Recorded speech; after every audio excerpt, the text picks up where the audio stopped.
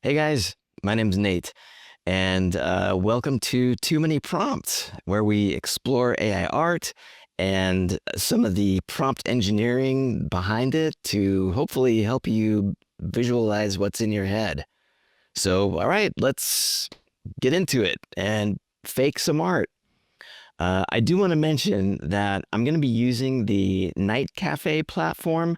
There are lots of different platforms out there. I really like this one because it's a social environment. You can get feedback on the stuff that you make, see what other people are making, and I really like it. So let's fire up NightCafe and take a look.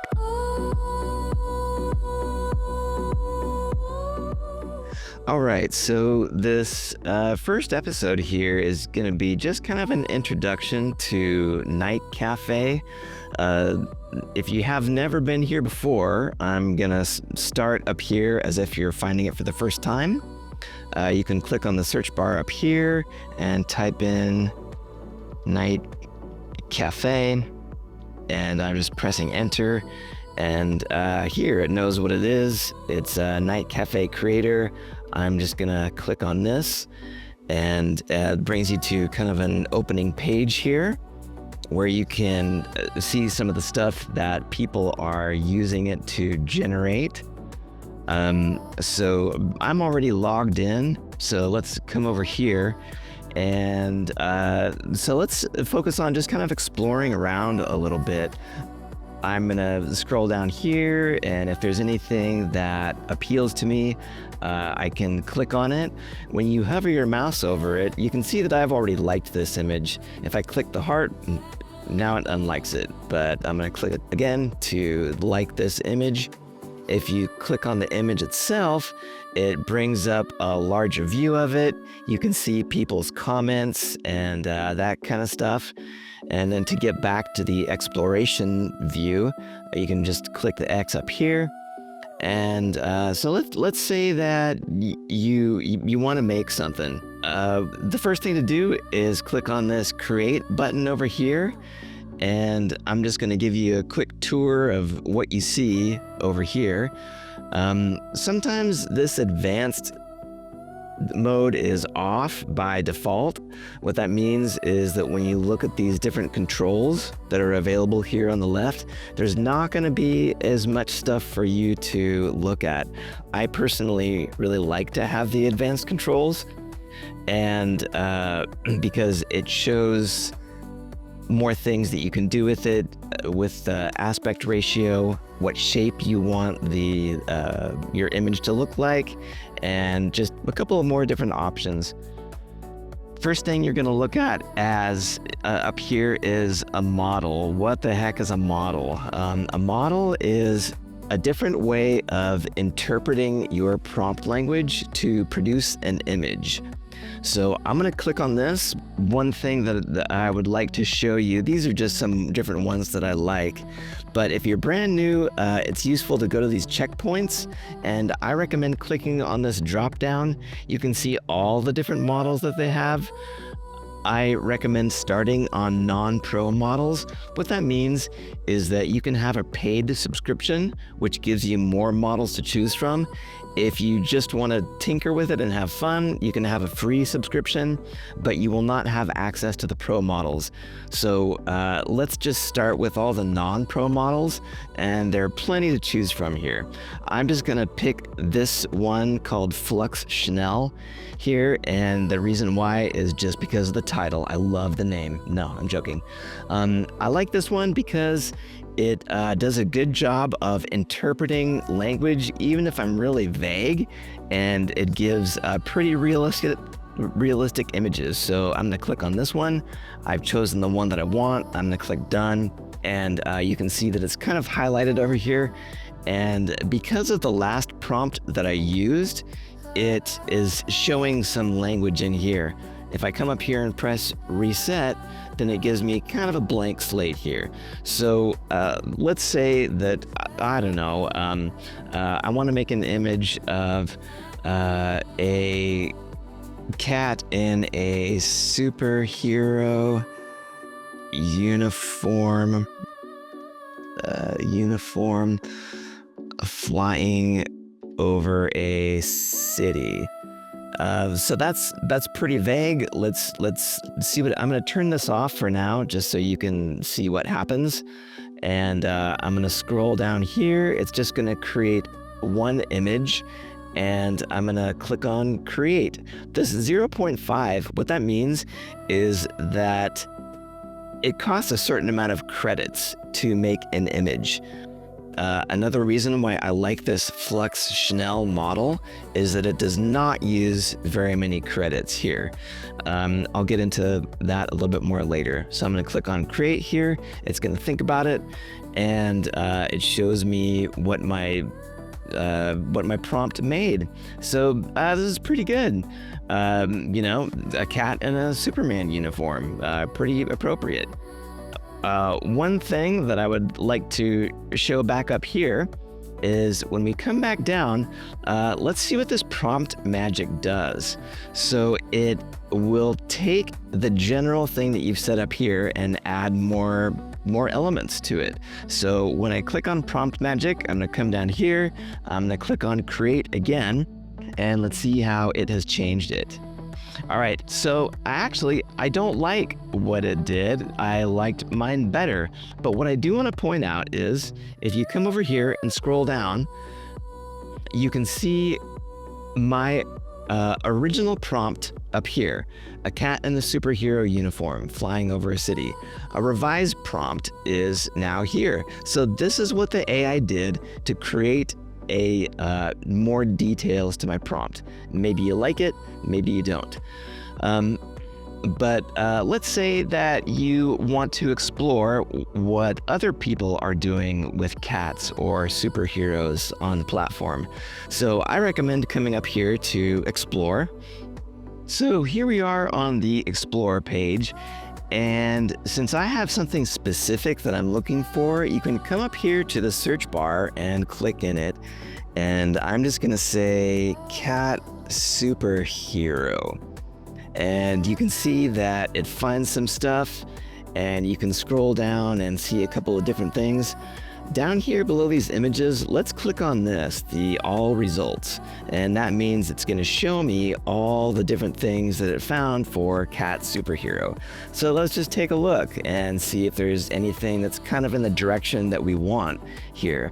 I can see some stuff that's watercolor, you know, some stuff that is a little more realistic. So there's a lot of different ways to interpret this. Let's say, for example, you want something that's kind of cinematic. This is pretty cool here, so let's check this out. If I open it up, I like it, I'll just click on like. Let's say, let's click on settings and see how this person did it. Well, it shows here that they've hidden the prompt. That means that we can't see what prompt language they used to develop this image. And that's okay. Some people do that. I still like it anyway. So if you want to narrow down some of these so it's only showing stuff that has prompts that you can look at, you can click on this filter section over here. And one tag that I would like to show here is called Open Prompt Gang. And that means that it's a group of artists who really like to leave their prompts open for people to look at and explore. So I've clicked on Open Prompt Gang, and now I'm going to close this. I'm going to look at this other stuff. And just so I can show you an example, let's say that we want to look at this one. I'm going to like it.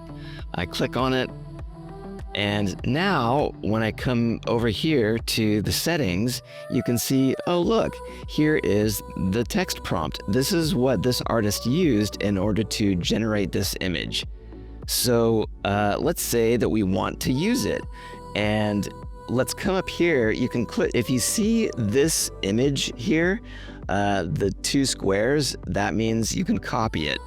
But what I do want to do before we do this is talk about some things that are good behavior here on NightCafe. What I want to do is come up here and I'm going to copy this URL here. So I'm just going to right click on it and copy. I will tell you why later. Okay, let's duplicate this image. This is by I don't know how to pronounce this user's name, but I usually like to follow people from the open prompt game, so I'm going to click on follow. So here, let's duplicate this. I'm going to click on it. It says settings copied to create tab. Okay, so what that means is we got to close this, and I can come over to here to my create tab and check it out. Here it is. This is the same prompt language that was used to generate this personified, adorable, colorful cat. So I'm going to scroll down here and let's see which model they used to use this. I know from experience that this one is a non-pro model, so if you are brand new to the platform and you're not a pro user, great, you can still use this. So let's see what happens. I'm going to scroll down here, and you can see that this one costs 1 credit. That's because it's a little bit more of an expensive model where it will interpret your prompt language differently and produce a slightly different image.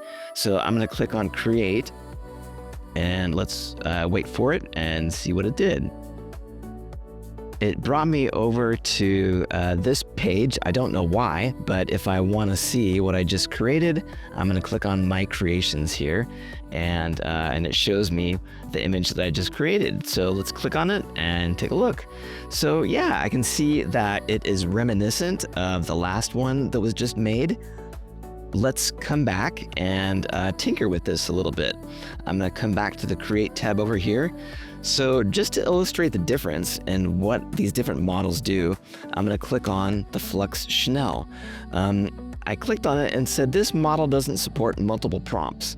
What that tells me is that, let's come back over here to this one, and when I scroll down, what does that mean? Multiple text prompts. Well, below this, let's go into the advanced prompt editor and I'll show you what that means.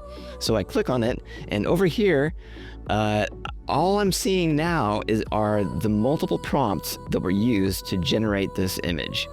So it looks like there were 2 different prompts, and to illustrate how one model interprets these things differently, I'm going to come back over here, click done. Let's scroll back up to the top. When I click on Flux Chanel, then it says this model doesn't support multiple prompts. So when I scroll down, I click on Advanced Prompt Editor. Now, when I click on this, you can see that there's not 2 prompts. There's only 1. So that's okay. I'm just going to go ahead and click on Done. And let's click on Create down here and see how this model interprets this language in a different way. So I click on Create, and it's thinking about it. Okay, so it develops, it's pretty similar actually. You can see from these 2 images over here, they're pretty similar. They're colorful. It's the cat looks like a superhero. So anyway, if you want, you can take some time and click on some of the different models that are available. I'm just going to click on SDXL 1.0. Let's try to create it and see what it does. Again, it's thinking about it. And just a side note here, all these models really process this language in a different way. So this one is, I don't know, it looks like it has more of a kind of a graffiti and a splatter kind of thing. So look at this. You can see in the prompt that there's graffiti art, splash art, street art. This is a good time to say, one of the reasons why I like this SDXL1 is because it really adheres to that kind of language well. Splash art, street art, graffiti. If you want to plop in some names of artists, it also, this model really adheres well to those artist names. So now that we've made a couple of cat images, The other artists on NightCafe are not going to see this until we publish it. So let's go through those steps. So in order to publish it, what you do is I'm going to scroll down here and you will see this big, nice red publish button. So let's click on that and come up with a name for it. We'll just say, how about graffiti? Did I spell that right? Superhero cat. And let's scroll down to some of these other options that are here. Now, remember when I had you come up here and copy the URL of the original piece? Well, here is where it comes in handy. Whenever you copy someone else's prompt, it is really good etiquette to give them credit for it. So I'm gonna say, thank you. I forget the name of the artist. I'm just gonna put in a placeholder here. Thank you, artist, for, and now I'm going to paste. I'm going to paste the URL of the image that I used to generate this image. We're gonna come back here to this later. I'm gonna click on the more options down here and add some tags. Now, you'll remember that the way that we found this was through the open prompt gang. So I'm gonna type in open, and just after 3 letters, it recognizes what I'm trying to say. I'm gonna click on that. Now let's add a new tag. Let's add superhero. And it's already here. Let's click on it. Let's click on cat, say cat, and click on that. That's probably good enough for now. So I'm going to save and publish. Now before I get ahead of myself, if you want to post it on X or Instagram or Facebook, whatever, here's a great way to do that. I'll cover that in some other episode. For now, let's just close that. I really want to finish what I was doing with giving credit to the original artist. So if I come back down here, it's going to show me the original artist where I got this from. So I'm going to select this person's name and copy it. Let's come back here, up here, and even though I've published this, I want to change some of the things about it. So I can click on edit and thank you, artist. So I'm gonna double click on that. I'm going to do the @ symbol on the keyboard here, and then I'm gonna say paste. And now it should know who that person is. I'm gonna say save. And let's just see if it worked. Okay, so as I scroll down here, it highlighted this person. So now when someone sees the art that I've made, they scroll down here. I've given proper credit to this person. You can see that it knows who they are. And if someone clicks on that, it'll take them to this image too. And now other people will be able to see who is the original artist. This is very important. Open prompt etiquette, so that you are giving credit to the person who wrote the original prompt. All right, that's it for today's show. Thanks for tuning in to Too Many Prompts, and we'll be back for doing some more stuff later, exploring some different styles, and hopefully getting some guests on here to talk about their creative process as well. All right, see you next time.